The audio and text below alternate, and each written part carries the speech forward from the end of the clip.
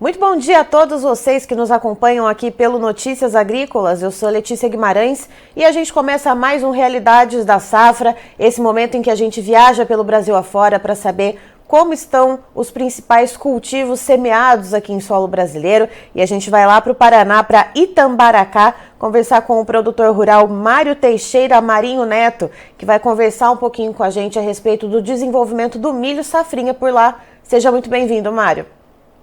Bom dia, ouvintes e amigos do Notícias programa. Agrícolas. Notícias Agrícolas, isso, Ei, desculpa. imagina, tá cedo ainda. Vamos acordando quem está nos assistindo aí também, quem está começando o dia por aí. Mário, como é que tá a situação da safrinha de milho por aí em Itambaracá? Aqui na região, o milho, assim, pelos outros anos anteriores, ele já perdeu um pouco o potencial produtivo, até porque tá faltando chuva no momento, né? Então, e uma parte do milho plantou um pouco fora da janela, plantou um pouco mais tarde, porque choveu muito na colheita, tivemos problema com excesso de chuva na colheita, e depois, voltando o plantio, depois da chuva, após a chuva, deu um intervalo sem chuva também, de 12, 13, 15 dias sem chuva. Foi o que aconteceu de germinar em 2 vezes o milho, porque como plantamos muito molhado e depois demorou a chover, o milho ficou em situação complicada, né? Germinou em 2 vezes esse último plantio. Mas os primeiros milho está bonito, está em enchimento de grão, uma parte, o mais velho, né? Uma parte está pendoando agora. E isso é uma região total aqui, não só Itambaracá, como Andirá, Bandeirantes, Santa Mariana, toda a região aqui, né? Mas, no falar em produtividade, não podemos falar nada ainda, porque já faz aqui uns 20 dias que não chove, e não tem previsão de chuva para esse mês de maio, né? Então, é cedo para falar alguma coisa em produtividade. Certo, Mário, então vamos aí, né, quebrando em partes, né? A questão do atraso na soja, que você falou que houve muita chuva no momento da colheita, isso deu alguma questão na qualidade, algum problema na qualidade da soja, já que, né, você trouxe esse dado para a gente né, quantidade volumosa de chuva que caiu durante a colheita.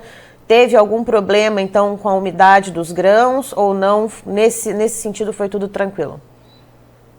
Não, teve sim, né? Como você está querendo colher, consequentemente plantar o milho safrinha, tivemos problema com umidade, excesso de umidade no grão, mas não perdeu a qualidade, entendeu? Isso não afetou, porque muita gente esse ano não dessecou a soja. Quando você desseca, você tem um risco maior de perda, né? De qualidade e perda até de produção, porque se você desseca uma soja e demora a colher, ela vai perdendo peso. Esse ano muita gente não dessecou, entendeu? Então, não chegou a ter problema com qualidade de grão, mas em produtividade algumas teve. Mas uma curiosidade, que nós nunca colhemos tanta soja em produtividade esse ano aqui na região. Foi um ano histórico para nós aqui. Colhemos bem esse ano, entendeu? Graças a Deus. O preço não ajudou, claro, né? Mas quem vendeu, quem travou, quem fez um bom negócio lá atrás, conseguiu vender um preço bom. Mas quem deixou para vender agora por último,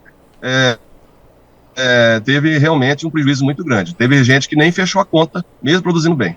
E houve uma média de quantas sacas por hectare, uma média geral, falando aí do município? Olha, eu não tenho certinho os dados, mas eu falo para você que colheu uma média de 70 sacas por hectare esse ano aqui no município de Itambaracá.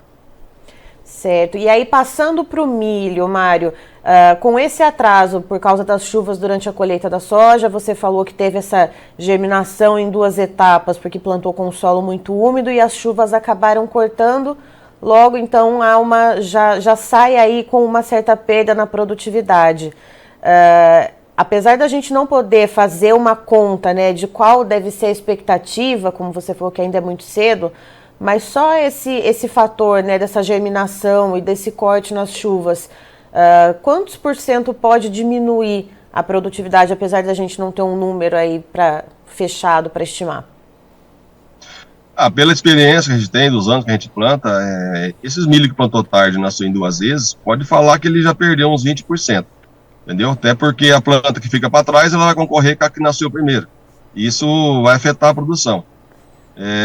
Então, para avaliar, produtividade, se chover, se correr bem, eu falo que o município vai perder uns 20% em relação ao ano passado, que correu bem, entendeu? Ano passado fiz uma média aqui de 100 sacos por hectare. Esse ano eu acredito que na média do município não alcança não. Vai ficar abaixo do ano passado. Certo, e a questão dos preços também, assim como a soja, a gente vê os preços do milho tiveram uma retração bastante importante.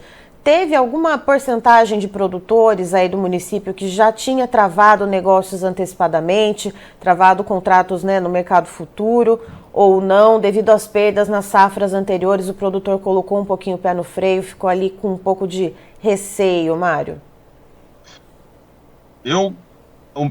Pelo que eu tenho ouvido de produtores aqui, pouca gente fez contrato. Até mesmo porque nós tivemos, né, um transtorno em 2021 com a safrinha. A gente fez contratos grandes, né? E tivemos problema com a colheita. Veio a geada, veio a seca em 2021. Colhemos, a produção foi muito baixa, não conseguimos cumprir os contratos. Aí a gente tem um custo, né? Você paga um washout, que chama. Aí é o ano passado que deu boa a safrinha, nós tivemos que pegar o dinheiro do líquido nosso para pagar essa diferença do ano 2021, entendeu? 2022 a safrinha foi boa. Então muita gente acho que com receio, com medo de fazer contrato, né, do milho safrinha. Mesmo porque tivemos poucas ofertas de contrato aqui na região, aqui nas cooperativas, nas revendas aqui que tem silo, eles não ofereceram muito esse ano não, entendeu?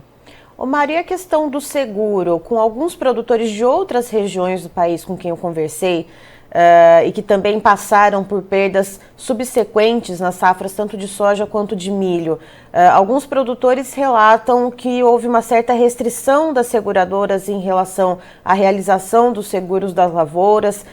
Como que está essa realidade por aí? Foi possível fazer esse seguro, né? Foi possível plantar dentro da janela para que esse seguro, se acontecer alguma coisa, possa ser acessado pelo produtor? Eu tenho amigos que não conseguiram fazer seguro. Eu consegui, entendeu? Porque eu fiz pela cooperativa esse ano. E eu sempre fazia por um corretor na cidade vizinha aqui.